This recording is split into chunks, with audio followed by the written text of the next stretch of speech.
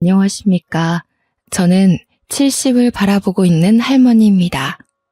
세월이 참 야속하게도 벌써 일이 흘러버렸네요.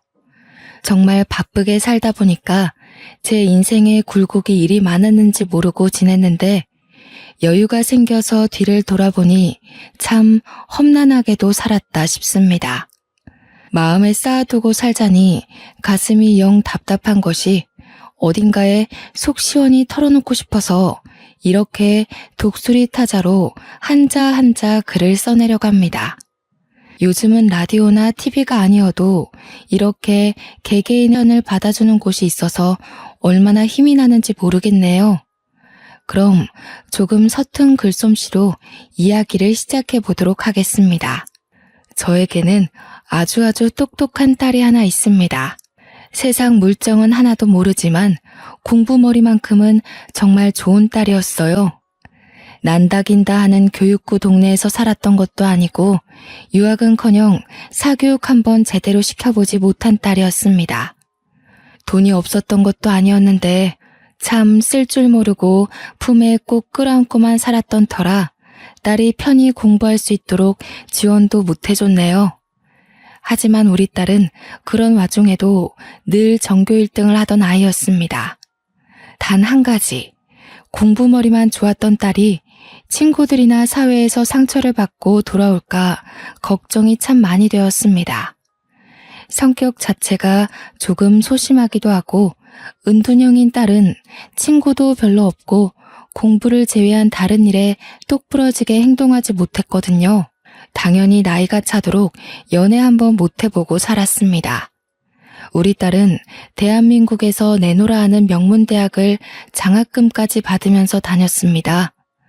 학비 지원 하나 못해줄 형편도 아니었지만 정말 코피를 쏟아가면서 열심히 공부를 해서 이뤄낸 성과였죠. 하지만 학교에서도 친구 하나 없이 지내는 것 같았습니다. 이야기를 들어보면 친구들과 술을 마신다던가 밥을 먹었다는 소리 하나 없이 매일같이 도서관에서 몇 시간을 공부했다는 이야기뿐이었거든요. 그런 우리 딸이 취업 하나는 또 기가 막히게 했습니다. 외국 계열의 제약회사 연구원으로 들어가서 일을 하게 되었거든요. 신약 개발에 투입되어 성공적인 결과를 낸 덕분에 성과금도 엄청 많이 받고 나이는 어리지만 능력 또한 인정받게 되었습니다. 이 회사도 저 회사도 딸에게 언제든지 넘어오라며 연봉을 원하는 만큼 맞춰줄 수 있다고 했습니다. 딸은 신약 개발을 하는 것도 좋지만 하고 싶은 공부를 마음껏 할 수 있는 지금 회사가 참으로 마음에 든다고 했죠. 어릴 때부터 뚝심 있게 공부를 하더니 커서도 공부에 매진하는 모습이 참 한편으로는 예쁘면서도 걱정이 되기도 했습니다. 점점 나이는 30대에 가까워지는데 우리 딸은 연애 한번 못 해봤으니까요. 남편과 저는 남몰래 선짜리라도 주선해야 하나 걱정이 참 많았답니다. 도통 남자에 관심이 없으니 혹시나 취향이 조금 남다른가 하는 생각도 했습니다. 남편은 술을 진탕 먹고 한번 물어보자고 열린 마음으로 받아줄 수 있다는 이야기까지 했습니다만 저는 아닐 거라 굳게 믿었죠. 하루는 남편이 혹시나 싶어 넌지시 물어보니 딸이 기겁을 하면서 아직 남자를 만나고 싶은 마음이 없었을 뿐이라고 단칼에 의심을 잘라냈습니다. 그 뒤로는 정말 남편과 저는 매일같이 기도를 드리며 딸에게 좋은 짝지가 나타나길 기다렸어요. 하지만 하늘도 무심하시지. 그런 기도가 무색하게 남편이 큰 병을 얻고 말았습니다. 남편이 췌장암에 걸리고 말았어요. 췌장암이라는 게 증상이 워낙 늦게 나타나기도 하고 쉽게 알아차리기 어려운 곳에 자리를 잡다 보니 항암 치료도 이미 늦은 단계에서 발견이 되었습니다. 저는 정말 좌절했고 딸아이 또한 한동안 충격에 쌓여 헤어나오질 못하는 수준이었습니다. 남편만 덤덤하게 제 손을 잡고 임자, 이제 내가 가려나 봐. 우리 딸 꼭 좋은 자리에 시집 보내고 내가 손 못 잡아줘서 미안해 하며 눈을 감았습니다. 딸과 저는 부둥켜 안고 얼마나 울었는지 모르겠어요. 화장터에 도착해서 남편을 태우는데도 이게 꿈인지 생시인지 구별이 가지 않을 만큼 현실감이 없었습니다. 정막이 쌓인 집에서 저는 남편의 온기를 찾아 며칠을 헤매곤 했습니다. 딸은 그런 저를 일으켜 세워준 하나뿐인 가족이었습니다. 남편이 죽고 나서 딸은 더욱 연구에 매진하기 시작했어요. 집에 돌아오지 않는 날이 적지 않을 만큼 회사 연구실에서 먹고 자며 일을 했습니다. 그 이유는 췌장암을 빨리 알아차릴 수 있는 검진 키트를 만들고 싶어서였습니다. 저는 그런 우리 딸의 마음을 너무나도 잘 알기에 말리지 못했습니다. 그렇게라도 해서 아버지의 마지막을 곱게 마무리하고 싶었기 때문일 테니까요. 다행히도 남편은 저에게 마지막 선물처럼 보험금을 남겨주고 떠났습니다. 처음에 보험회사에서 금액을 듣고 통장을 수령했을 때는 선물이라고 생각했는데 시간이 흐르고 나니 짐덩이 같더군요. 남편의 목숨값인데 이걸 어떻게 쓰나 싶어서 그랬습니다. 그렇게 딸과 저는 서로를 의지하며 점차 마음의 안정을 찾았고 처음에는 온기가 사라진 집에 슴슴한 온기를 불어넣었습니다. 몇 년의 세월이 더 흐르고 딸아이가 35살이 되었을 때 비로소 저에게 결혼을 하고 싶다며 남자를 소개시켜 주었습니다. 저는 정말 깜짝 놀라고 말았죠. 매일같이 회사 일에만 매진하던 딸이 어느 세월에 연애를 해서 결혼 이야기를 하는지 저는 꿈에도 눈치채지 못하고 있었거든요. 저는 무척이나 긴장하며 예비 사위를 기다렸습니다. 진중하고 소심한 우리 딸이 어떤 남자를 내 눈앞에 데려올까 너무너무 궁금해서 그 전날엔 잠도 제대로 들지 못할 정도였습니다. 그렇게 딸이 데려온 남자의 첫인상은 다시 생각해도 참 별로였습니다. 생긴 게 너무 반질반질해서 뭐랄까 좋게 말하면 진하게 잘생긴 얼굴이었지만 나쁘게 말하면 카바레에 있을 법한 제비처럼 생긴 얼굴이었습니다. 생긴 걸로 판단하면 안 된다고 하지만 첫인상부터 편견을 가지게 만드는 그런 외모였습니다. 옷도 단정치 못하고 조금 과하게 삐까뻔쩍한 반질반질한 실크 셔츠 같은 걸 입었는데 색도 어찌나 화려한지 정말 딱 보기에 딸과 어울리지 않았죠. 공부밖에 모르고 살았던 우리 딸과는 결이 다른 모습이랄까요? 저는 무척이나 걱정이 되었습니다. 딸의 눈이 정말 하트로 변해 있는 게 멀리서 봐도 느껴지는 정도였는데 예비 사위에게서 그런 느낌이 전혀 나지 않았거든요. 저는 조심스레 두 사람의 만남이 어디서부터 시작된 건지 슬쩍 물어보았습니다. 그러자 딸이 아주 수줍어하면서 이야기를 하는데 예비 사위가 무명 생활이 조금 긴 모델이라고 하더라고요. 연구원인 딸과는 전혀 접점이 없는 직업이라 저는 예비 사위가 사기꾼 같다는 생각을 지울 수가 없었습니다. 그러면서 딸이 저에게 몇 년 전에 만들었던 신약이 풀리면서 예비 사위가 지명 광고의 모델로 발탁이 되었고 촬영장에 놀러 갔다가 인연이 닿았다고 했습니다. 제가 유명한 모델이냐고 되물으니 그건 아니라고 손사래를 치더군요. 지명 광고라는 것도 TV나 그런 곳에 나오는 게 아니라 신문 광고에 작게 얼굴이 실리는 수준이라고 했습니다. 그러니까 전혀 유명세와는 거리가 멀고 돈도 제대로 벌 수 있는 사람인지 의심이 가는 수준이었다는 말입니다. 제가 딸에게 슬쩍 모델 일을 하면 벌이가 되나 하고 떠보니 딸이 웃으면서 돈은 자기가 잘 버는데 뭐가 문제냐고 하더라고요. 제 속이 콱 막힌 듯한 기분이 들었지만 남편이 죽고 최근 몇 년 동안 딸이 이리 환히 웃는 모습을 본 적이 없었기에 목구멍에서 말이 막히더라고요. 그냥 예비 사위가 매너가 좋고 연애에 대해 전혀 모르는 쑥맥인 딸을 잘 이끌어주는 사람이라고 했습니다. 그 말을 하면서 서로 마주보고 웃는데 제가 어찌 반대하겠나 싶더라고요. 두 사람은 서로를 반려자라고 생각하는 것 같은데 제가 끼어들 틈이 전혀 보이지 않았습니다.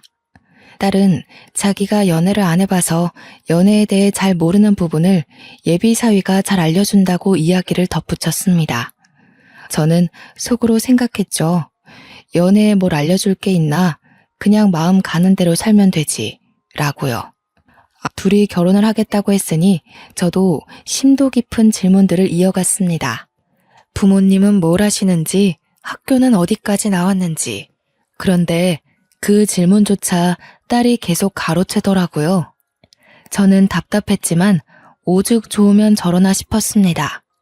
한 가지 마음에 걸리는 게 신약 제품 광고를 찍다가 알게 된 사이라고 했는데 그 신약이 개발은 몇 년 전에 되었지만 임상 실험을 계속 거치면서 유통까지는 시간이 꽤 흐른 뒤에 됐거든요.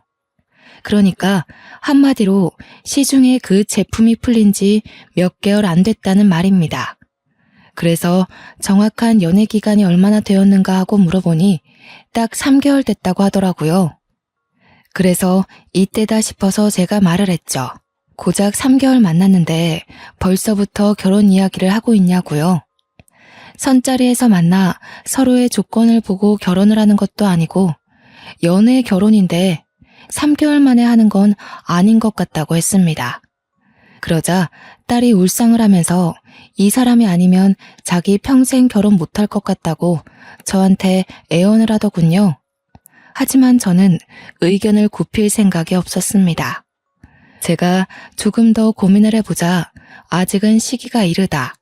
적어도 1년은 만나봐야지 않겠니 했더니 예비 사위가 저한테 웃으면서 자신 있게 이야기를 했습니다. 장모님, 걱정하지 마세요. 제가 내조를 잘할게요.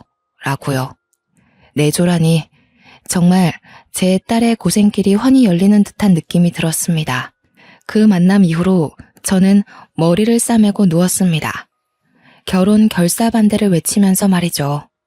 하지만 우리 딸도 고집이 만만치 않은 녀석이거든요. 제 아비를 닮아서 그런 건지 한번 뚝심 있게 마음을 정하면 절대로 뒤를 돌아보지 않는 성격이다 이 말입니다. 딸도 저와 같이 드러 누워버렸습니다. 밥도 먹지 않고 꼼짝도 않고 결혼하겠다고 저에게 소리 없는 아우성을 치기 시작한 거죠. 그런데 예비 사위가 지극정성으로 딸을 챙기기 시작하는 겁니다. 수시로 집에 찾아와서 먹지 않겠다는 딸을 달래 죽을 한 숟갈이라도 떠먹이고 제 눈치를 보면서 딸의 수발을 들었습니다. 그러다 저를 먼저 꼬셔야겠다고 생각했는지 제 몫의 죽까지 사와서 제 앞에서 알랑방구를 끼더군요. 아주 지극정성으로 우리 모녀를 살피는데 제가 어찌 그 둘의 만남을 갈라놓을 수 있을까 참 고민이 많이 들었습니다. 결혼을 시켜달라며 커피도 타다 주고 쌍화탕도 타다 주고 제가 집을 드나드는 것을 가지고 잔소리를 하지 않자 살림까지 손을 대더군요. 야무지게 빨래도 해놔 청소도 해놔 밥까지 차려놓고 우리 모녀를 식탁에 앉게 만들었습니다. 내조를 잘하겠다고 하더니 살림을 저보다 더 잘하는 것 같더라고요. 언제까지 굶으면서 싸울 수 없으니 대충 지켜보겠다는 심산으로 냅뒀습니다. 그래도 예비 사위가 영 백수는 아닌지 작은 광고 같은 건 꽤 찍는 것 같더라고요. 요즘은 인터넷으로도 홈쇼핑처럼 무슨 라이브 쇼핑이라고 해서 큼지막한 쇼핑몰에서 실시간으로 진행하는 그런 것들이 있다고 하대요. 그런데 쇼호스트로 출연해서 돈을 번다고 했습니다. 인터넷 창 옆에 나오는 광고 같은 것도 꽤 찍는 것 같았고요. 수입이 적을 때도 있지만 그래도 200만 원 정도는 벌어들인다고 했습니다. 우리 딸 월급과 비교하면 정말 소액이긴 하지만 그래도 둘이 좋다고 하니까 제 마음도 슬슬 딸의 의견 쪽으로 기울고 있었습니다. 저의 반대에도 불구하고 처음 인사한 그날부터 3개월이 더 흐른 시점까지도 둘이 죽고 못하는 정도로 좋아하더군요. 그 3개월 동안 매일같이 틈틈이 집으로 찾아와 살림을 도맡아 하는 예비 사위를 보고 나쁜 놈은 아닌 것 같다는 생각이 들었습니다. 결국 제가 두 손 두 발 다 들고 항복을 하고 말았습니다. 그때라도 단칼에 잘랐어야 했는데 참. 사람이 시간이 지나고 나니 후회만 잔뜩 남네요. 허락을 한 이후 둘은 아주 급하게 결혼 준비를 시작했습니다. 시간도 많은데 천천히 하라고 했지만 둘은 하루라도 빨리 붙어 살고 싶다면서 순서와 상관없이 마구마구 준비를 하더군요. 결혼식이라는 게 인생의 참 큰 행사 중에 하나잖아요. 하나뿐인 딸 정말 성대하게 삐까뻔쩍하게 결혼식을 치러주고 싶었는데 이놈들이 글쎄 스몰 웨딩을 하겠다는 겁니다. 그래서 제가 우리 집 개혼인데 어째서 스몰 웨딩을 하려고 하느냐, 큰 호텔 결혼식을 했으면 좋겠다 했더니 쭈뼛거리면서 사실을 말하더군요. 예비사위가 모델 일을 한다고 했지 않습니까? 또 그깟 작은 일을 하는 와중에도 소속사가 따로 있었나 봅니다. 결혼을 하면 안 되는 조항이 있다면서 소속사 몰래 결혼을 하는 거라 알려지면 안 된다는 겁니다. 그래서 크게 결혼식을 할 수 없고 정말 작게 친척과 친구 몇 명만 불러다가 스몰 웨딩을 하겠대요. 저는 딸에게 직장 동료들이며 대학 친구들이며 모두 초대해서 결혼할 거 아니냐고 했더니 고개를 절레절레 젓더라고요. 자기는 회사 동료들과 친하지 않고 대학 친구들은 얼굴도 기억이 안 나는 수준이라면서요. 어차피 올 사람도 없는데 결혼식 크게 해봤자 돈만 땅에 버리는 느낌이 들 것 같다고 했습니다. 결혼식도 따로 하고 싶지 않고 혼인신고만 하고 살았는데 제 체면을 생각해서 하는 거라고 하더군요. 정말 머리가 지끈거리는 게 당장이라도 물으라고 하고 싶었지만 둘이 좋아서 뜻이 맞아서 하겠다는데 제가 어찌 참견을 더하겠습니까? 그냥 딸이고 사위고 알아서 하라고 놔둘 수밖에 없었습니다. 물론 그 두 사람이 논리적으로 저를 설득한 것도 한몫했죠. 뜸이지근하게 허락은 했지만 속이 상하는 건 어쩔 수 없더라고요. 풍성한 웨딩드레스를 입고 버진로드를 걸어갈 딸을 생각했는데 고작 작은 펜션 같은 걸 빌려서 스몰 웨딩을 한다니까 저도 모르게 궁시렁거리는 소리들이 계속 나오더군요. 그랬더니 사위가 갑자기 저한테 버럭하면서 짜증을 내더라고요. 장모님, 제가 계약 위반에 걸려서 위약금이라도 물어야 속이 시원하시겠어요? 아니, 내가 내 딸 결혼식에 아쉬운 소리도 못하니? 저도 지지 않고 사위에게 한마디 했더니 또 화를 씩씩 삼키더군요. 그러면서 저한테 자기도 딸에게 예쁜 드레스 입혀서 결혼하고 싶었다고, 하지만 상황이 여의치 않으니 어쩔 수 없지 않냐고 변명을 하더군요. 누가 뭐라고 그랬나요? 제 속이 시끄러운 걸 입 밖으로 꺼내고 싶은 걸 꺼냈을 뿐인데 저에게 남은 가족이라고는 딸 하나뿐인데 사위가 저한테 짜증을 내니 조금 서러운 마음이 들었습니다. 그 와중에 우리 딸은 사위 편을 들고 있더라고요. 지들끼리 알아서 이야기 다 끝냈는데 계속 궁시렁거리면 지들 속은 어떻겠냐고 하면서요. 제가 여태 뿌린 축의금만 해도 얼만데 속 편하게 저런 소리 하고 있으니 참 세상 물정 모르는 것들끼리 잘도 만났구나 싶었습니다. 아무튼 그날 이후 정말 간단하게 스몰 웨딩을 했습니다. 준비한 것들이 너무 없어서 결혼식에 초대된 친척들에게 민망할 정도였지만 그들도 제 속이 시끄러운 걸 이해하는지 아무 소리 않고 축의금을 주더군요. 나중에 따로 밥이라도 대접해야 할 것 같은 결혼식 분위기를 어떻게든 이겨내고 딸과 사위를 신혼여행길로 보냈습니다. 적적하게 혼자 남아 집에 있으니 참 그동안 딸을 키웠던 30여 년의 세월이 주마등처럼 스쳐가더라고요. 남편이 있었다면 이런 스몰 웨딩은 하지 않았을 텐데 하는 생각도 들고요. 신혼여행에서 돌아온 딸은 혼인신고를 마치고 신혼집으로 들어갔습니다. 딸이 모아둔 돈이 꽤 있었지만 돈을 오롯이 신혼집 구하는 데 사용하는 것을 제가 반대했습니다. 딸이 얼마나 힘들게 고생해서 번 돈인지 잘 알고 있었고 괜히 사위는 뭣도 해오지 않는 마당에 딸 혼자서 그 큰 집값을 감당해야 할 필요를 못 느꼈기 때문이었습니다. 남편이 남겨준 보험금으로 노후를 위해 사두었던 아파트의 전세 계약이 끝날 시점이 되어서 그 집으로 딸을 들여보냈습니다. 그리고는 그냥 전세 계약 해준 거라고 대충 말을 해놨었는데 사돈 어른이 등기부 등본이라도 떼본 건지 입주하는 날 저에게 전화를 하셨더군요. 아니 사돈, 그 집 전세 계약 해준 거래서 그냥 돈 좀 보태주신 줄 알았더니 사돈 명이더라고요. 예, 그건 어찌 하셨는지. 무슨 문제가 있나요? 아니요. 혹시라도 집 해주셨다고 우리 아들 기죽이시는 건 아닌가 싶어서요. 요즘 반반 결혼이 추세하고 하잖아요. 이왕 집은 사돈이 해주셨으니까 명이라도 반반 해주시는 건 어때요? 그 집은 제 노후 자산입니다. 언제까지 아이들 살게 놔둘 집도 아니고 사위가 성공해서 지들도 좋은 동네로 이사 가야죠. 제가 딱 잘라 거절을 하면서 은근히 사위 보고 돈 많이 벌어오라 해라는 식으로 말하자 사돈이 황급히 전화를 끊었습니다. 끊긴 전화를 내려다보는데 반반 결혼 운운하면서 반반은 하나도 한 것 없이 명의만 뚝 잘라 떼달라고 하니까 화가 나더라고요. 그 길로 사위에게 전화를 걸어서 한 소리 했습니다. 사돈 어른이 그런 이야기를 하셨는데 불쾌하다고 하면서 혹여나 콩고물 떨어지길 기대한다면 마음을 일찍 접으라고 했습니다. 저는 그 집을 딸에게 평생 살 집으로 넘길 생각이 없었어요. 말 그대로 노후 자산이고 일종의 투자 개념으로 사둔 집이었으니까요. 사위는 멋쩍은 듯 죄송하다고 이야기를 하고 전화를 끊었습니다. 그래도 똑 부러지게 말했으니 잘 알아듣겠지 싶었는데 30분이 채 지나지 않아 딸에게 전화가 오더군요. 그러더니 다짜고짜 저한테 화를 내는 겁니다. 왜 자기 남편 기를 죽이냐고요?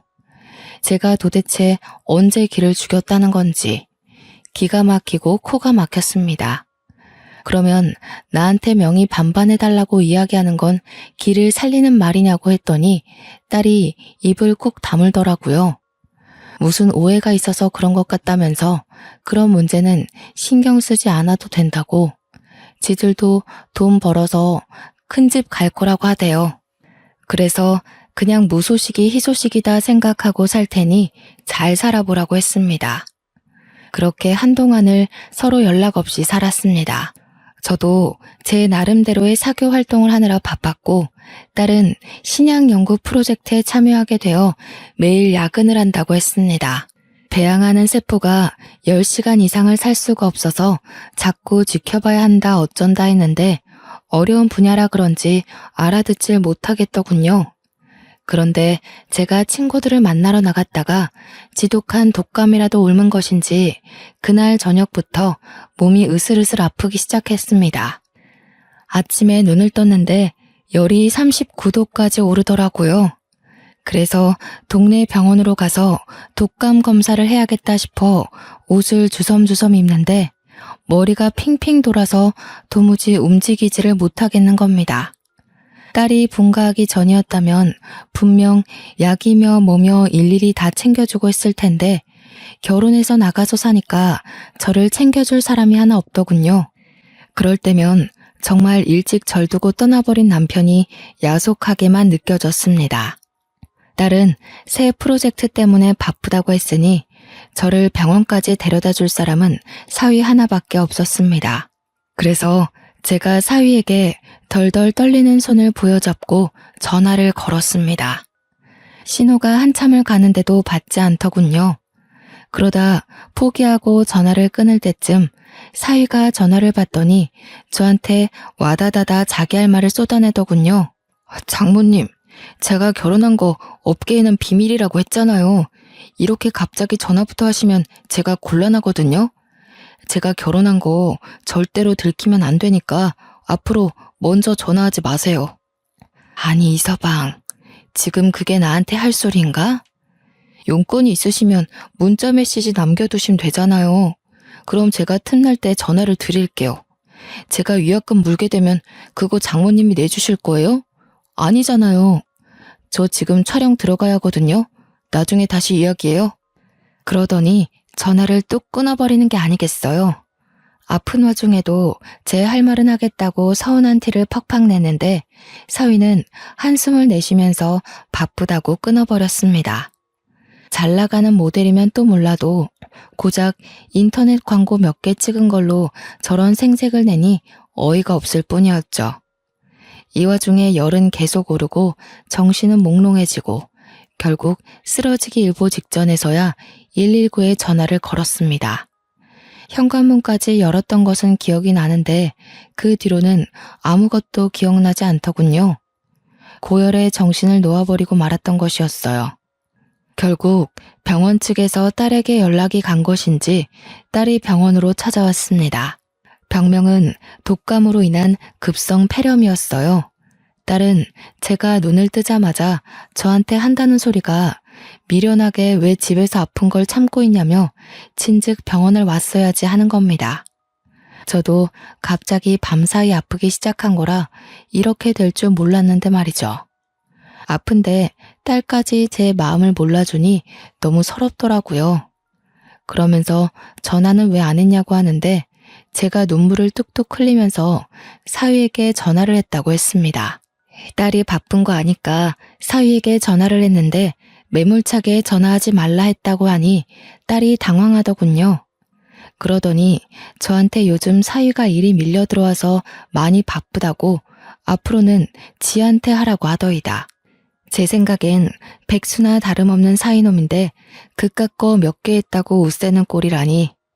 딸이 변명을 하듯 요즘 일이 많이 들어온다면서 오늘도 오디션 보러 갔다고 했습니다. 딸 말대로라면 제 사위는 왜 TV에는 코빼기도 안 비치는 걸까요?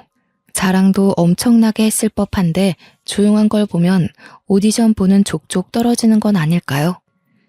병원에서 꼬박 3일을 입원해 있는 동안 사위놈은 얼굴 한 번 안 비쳤습니다.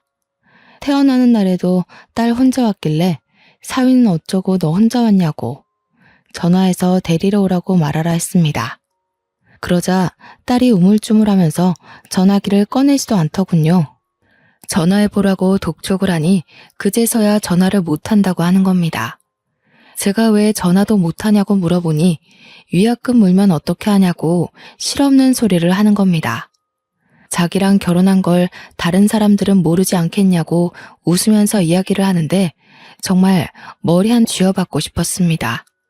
그게 무슨 속 편한 소리입니까? 도대체 주위에서 딸과 결혼한 것도 모르는 채 이렇게 살고 있다는 게 정상적인 부부 관계입니까? 그래서 제가 혹시 이서방 바람이라도 피는 거 아니냐고 하니 딸이 저한테 버럭했거든요. 그런 소리 하지 말라고 하는데 당연히 아니길 바라면서도 제 속이 찜찜한 건 어쩔 수 없었습니다. 제 속이 불타는 느낌이라 결국 참지 못하고 주말에 제가 딸의 집으로 찾아갔습니다. 배를 벅벅 긁으면서 사위가 문을 열어주길래 다짜고짜 들어가 앉아서 이야기 좀 하자고 했습니다. 이서방, 언제까지 결혼 사실을 숨기고 살 텐가? 속이는 것도 하루 이틀이지.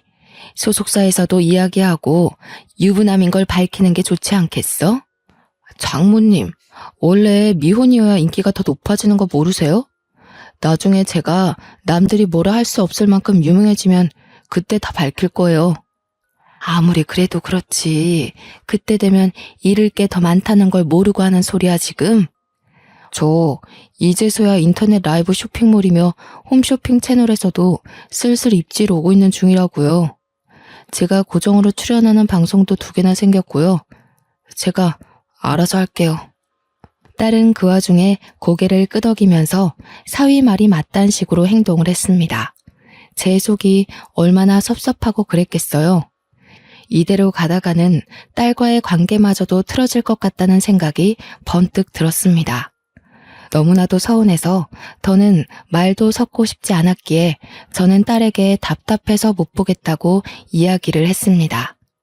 내가 도무지 너네 하는 꼬라지가 이해가 안 가고 답답해서 안 되겠다.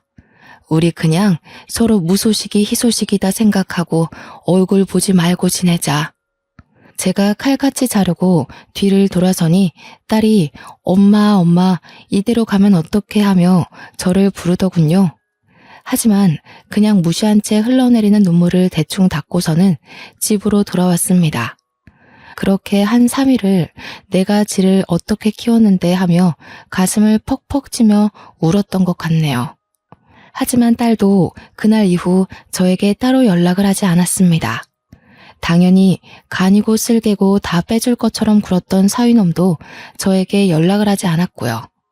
제 사정을 하는 친구들이 저를 불러내어 좋은 거 많이 먹고 구경도 하자며 저를 위로해 주었습니다. 덕분에 친구들과 목포 여행도 가고 부산 여행도 가고 하면서 마음에 많은 안정을 취하게 되었습니다.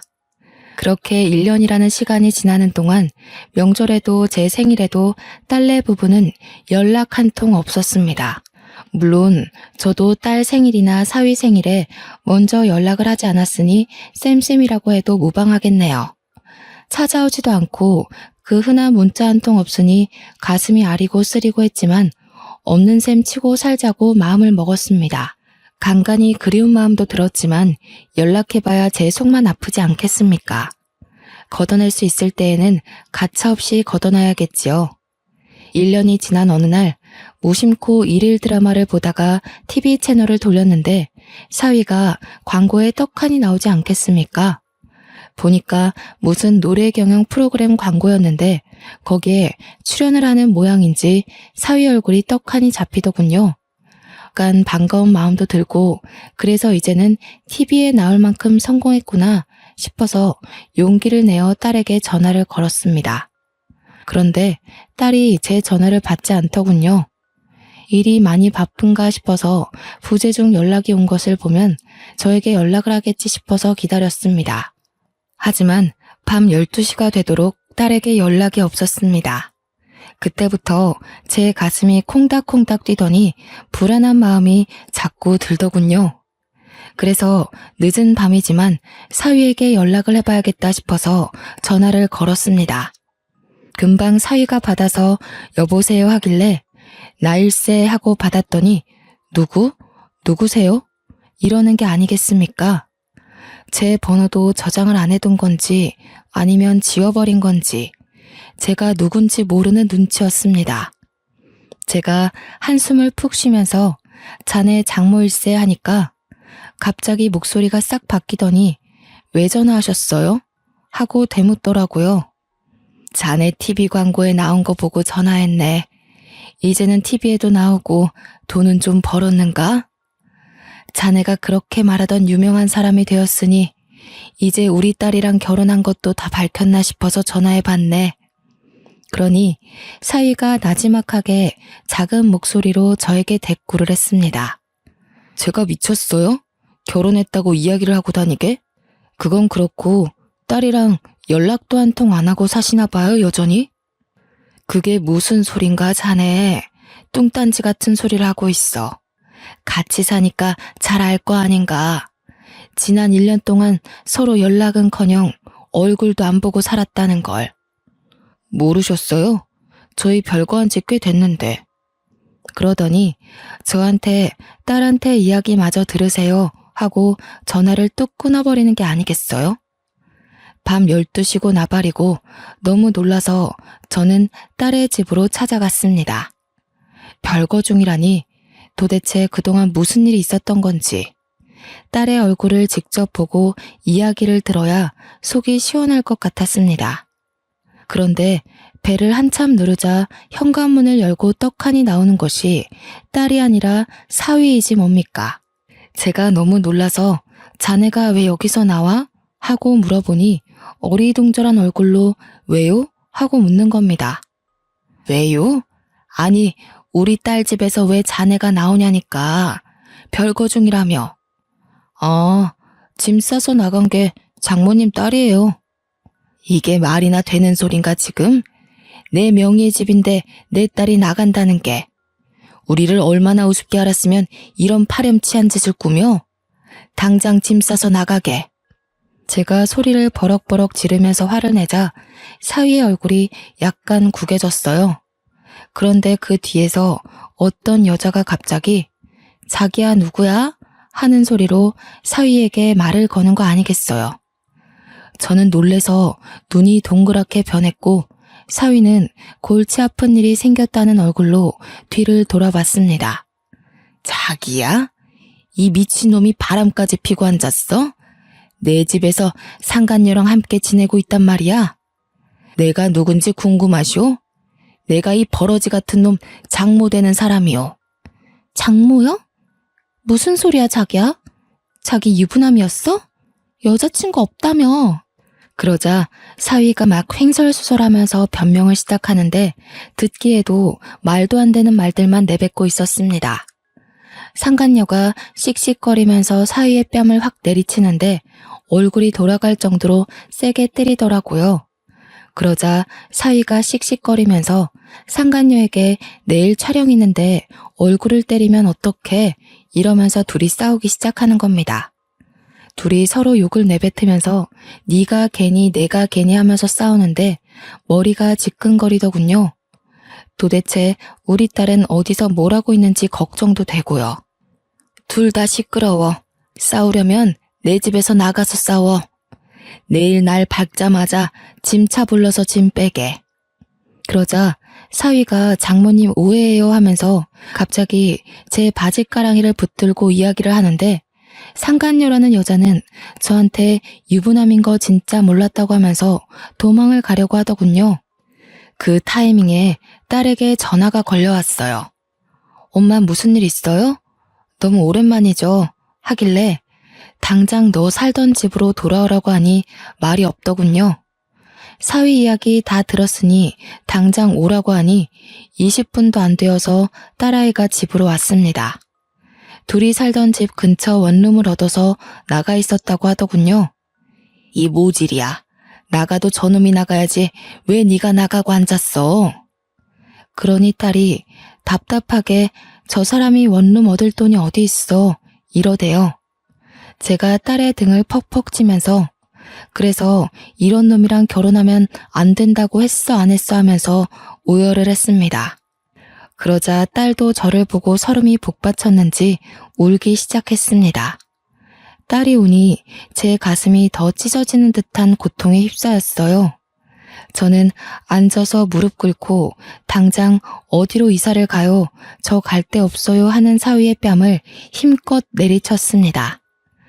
딸도 제 행동에 놀랐고 사위도 놀라서 얼굴을 부여잡더라고요.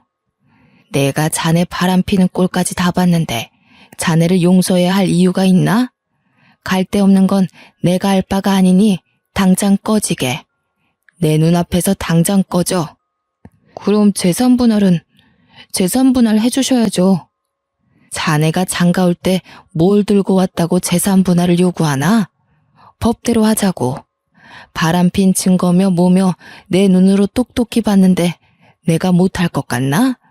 어디 한번 소문 제대로 내보자고. 딸은 바람 폈다는 소리에 그게 다 무슨 소리냐고 벌벌 떨고 있더라고요. 알고 보니 사위가 소속사에서 눈치를 챈 것 같으니 잠시 별거를 하자는 식으로 말해서 딸을 원룸으로 보낸 것이었어요. 그러다가 결혼 소식을 알리니 많이 하는 문제로 딸과 다툼이 자주 있어서 지금은 싸운 상태였다고 했습니다. 그게 전부 사위놈이 바람을 피려고 계략을 짠 것이었죠. 딸은 사위에게 깊은 배신감을 느꼈는지 부들부들 떨었습니다. 제가 소문을 낸다고 하자 사위는 재산 분할도 필요 없다, 조용히 이혼해달라고 했습니다. 딸도 더 이상 더러운 꼴 보기 싫다며 위자료를 돈독히 받자는 저를 말렸습니다. 끝까지 정말 사랑해서 그런 건지 모르겠지만 물러 빠진 딸을 보고 저는 가슴을 두어 번 더 쳐야만 했습니다. 저에게 뺨을 대신 때려주어서 고맙다며 앞으로는 실망시키지 않겠다고 하는데 도대체 제가 실망할 일이 뭐가 있겠습니까?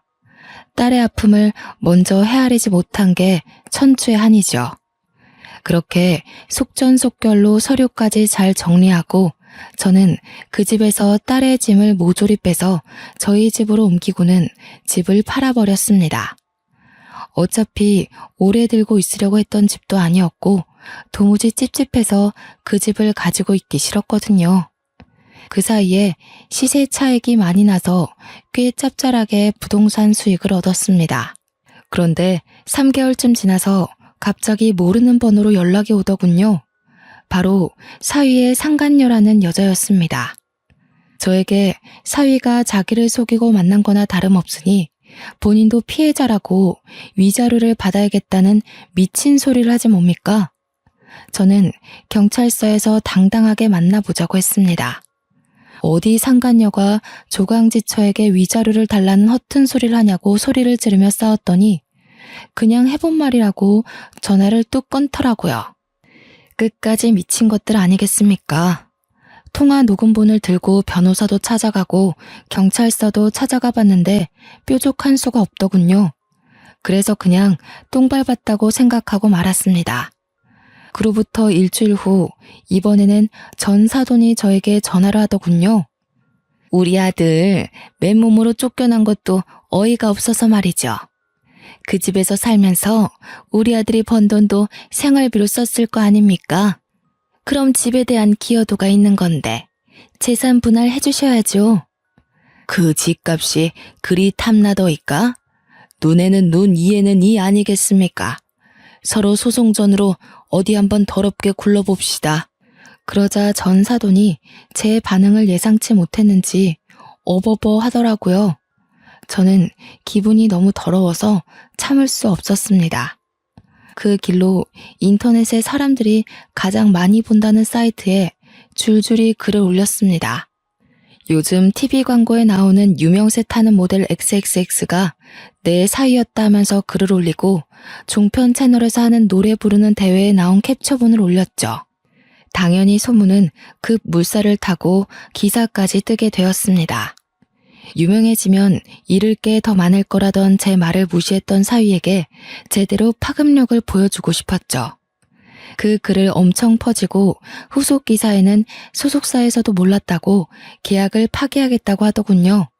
그날 저녁에서야 사위와 사돈이 번갈아가며 지들 생각이 짧았다고 제발 글 좀 내려달라고 거짓말이었다고 이야기해달라는데 제가 왜 그래야 합니까?